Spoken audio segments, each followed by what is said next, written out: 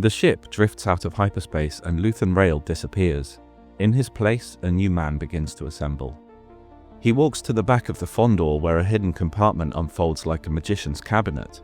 A mirror slides into view. Whatever he's up to is clearly a ritual. He tilts his head back and presses a steaming towel to his face as if purifying away the man who recruited Cassian on Ferrix. Piece by piece he constructs the mask, a wig of lustrous grey, heavy rings that glint like medals of indulgence, robes chosen to announce wealth without having to prove it. The quiet precision of the scene tells us everything about Luthen's nature. Rebellion for him is a matter of craft. Many disguises are improvised. This one is rehearsed, honed, and executed with professional detachment. Landing Protocol 037 is telling. The landing protocol will determine the route, which systems are disabled or enabled, what the internal configuration of the ship is, whether compartments are open or closed, and which port authority to contact with which message and which code. But I think this also relates to his wide spectrum of identities. Some may be burned over the years, but many still active. The ship is, from the outside, widely used for an array of tasks. No doubt sometimes he lands somewhere posing as a scrapper or a freighter, or maybe even a trader specializing in boosters and add-ons. This landing protocol is how this guy, whoever he may be, would land. When he studies himself and begins to move, a smile appears. We can tell, spying on this private moment, that it's fake. He's remembering how this other man stands, how he gestures, how he breathes. Everything about the way he poses, his posture and the way his outfit hangs is relaxed. The body language of a man with absolutely nothing to hide.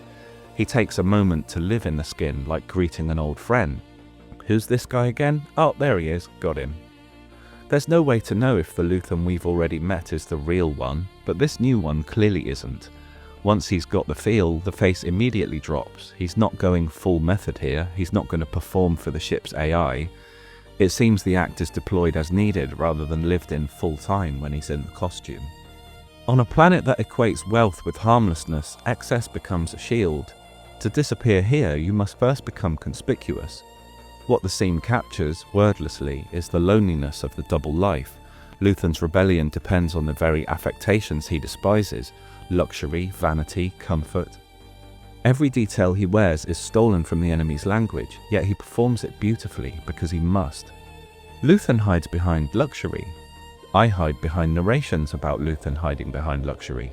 One of these can't exist without the other, and for the price of a coffee a month you can help keep these analyses coming. In fact, I don't think you can buy a coffee in the UK anymore for the price of my lowest tier. This is what resistance looks like at its most refined, not the scream of defiance but the silence of transformation. The rebellion survives because men like Luthen can disappear in plain sight, becoming precisely the thing they're trying to destroy. Not to imitate, but to infiltrate. The scene ends without dialogue, but every gesture speaks the same sentence. To fight an empire built on illusion, you too must master the art.